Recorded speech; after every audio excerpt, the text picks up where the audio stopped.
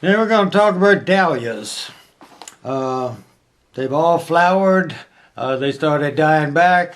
Less sun, less light. It got cooler. And then you had a frost and it started killing off the leaves. And then you had a couple more frosts and you start to see stems starting to die. And over that period of time, unless you have a serious cold freeze, you would leave these in the ground. You can cut the stems off of them that are dying, but you generally want to leave these in the ground for a week, 10 days, because at that point in time they'll set the buds that will come out of the bulb next year. All right, another thing is the parent bulb. Now I bought a bunch of them that were really distressed at a store and got them for a nice price, and I bought a lot of these. I think it was 45 to 55, somewhere in that name. And only way I had to plant them was to put them in whiskey barrels. And by planting them into whiskey barrels, a lot of the tops were exposed. And I was afraid when we started getting these temperatures down into 25 or 26 that I would lose them. So I had to dig them earlier. If they were in the soil can protect them a little bit more with the natural heat that's in the soil at night. And you don't have to dig them. But when you do finally dig them, see that stem? This came off of this. This was the parent dahlia. Now, most people, when they take these out, will wash them off with a hose. It's probably a good idea. I don't like to do it because I'm not trying to add any moisture to something that I'm going to try to prevent from rotting. And then some people actually dip them in a solution of water, 10% bleach to 90% water, to kill any disease or bacteria that's on them, and then let them dry. But the secret is you dig these out. A lot of people will cut off the original dahlia, this part here. These are the ones that grew.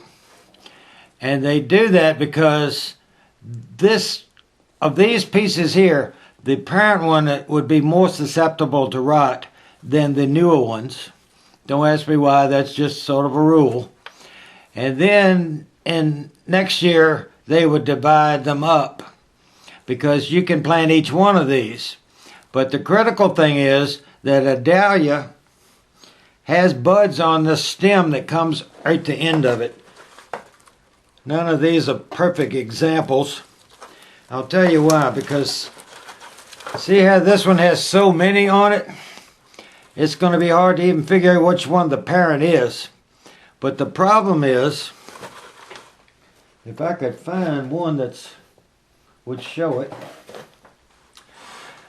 you could have a dahlia 12 inches long and 4 inches wide, and if it doesn't have this neck on it, because that's where the buds are going to come out, if that thing gets broken off right there, or even anywhere close to it, but if you broke that off right there, this could be huge and it will never grow anything, because it has to have that part for the bud to develop, for it to come out. Instead of cutting these now and dividing them up, I'd rather leave them together once they're dry. And once you dig them out the ground and get all the soil off of them, whether you wash them or not, you get them dry and you let them sit in an airy space so they dry out. And then, like with potatoes, if you dug potatoes out of the ground and hit them with a real powerful hose, it would just knock the peelings off of them. But if you just let them wipe the dirt off of them and let them dry, then you ran a hose on it, the skin would be dry. You're trying to get this skin to be dry. Once it dries out, it won't let any moisture in or out. Or at least that's the theory. But my problem is, you don't know which one of these are going to send out buds for your new growth next year. So I wait until the spring. I store them all like this. Now I'm assuming that's the parent, but it might be that one. But it's probably this one. And see, it's a little discolored. The stem is a little bad. So, but it's dry, so I'm not worried about it. I will plant this in and check it every month or so, and I will put it in my same old potting soil or sphagnum moss You don't want it to get too wet, and you don't want it to get too dry. It's sort of a balance. It's hard to do. You just have to check it. They will shrivel up. Now this is shriveled up some because these have been drying for about 3 weeks. They will shrivel up and get smaller and smaller and smaller, and you know if they stay too dry, they'll shrivel down to where they're worthless. And it's a happy medium to keep them between the two. But come next year, I open these up about every 2 or 3 weeks just to check them. And then come next year, I'll open them up and you'll have shoots coming out of these stems.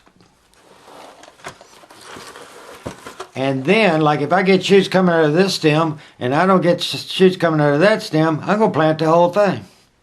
Something may come out of that later.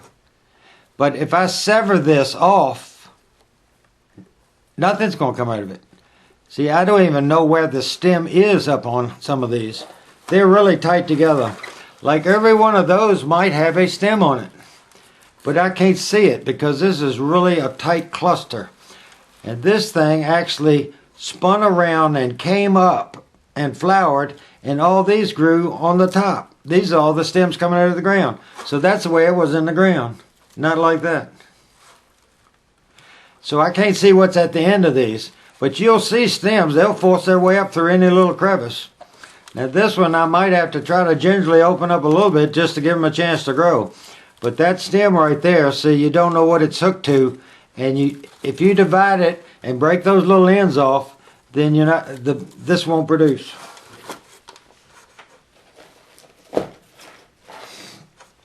And here's one that had a huge stem on it, and they will rot if you get it down in there. See how this one's gotten soft?